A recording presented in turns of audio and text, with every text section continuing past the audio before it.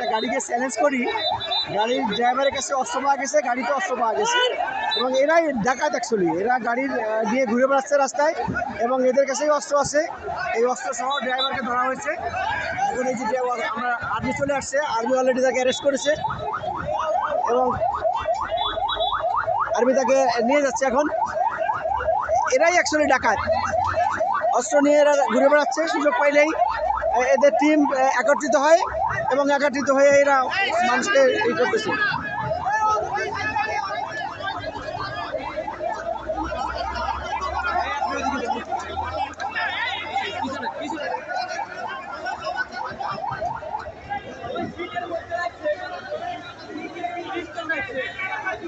কয়টা কয়টা কয়টা কয়টা পাগেছে, কয়টা পাগেছে?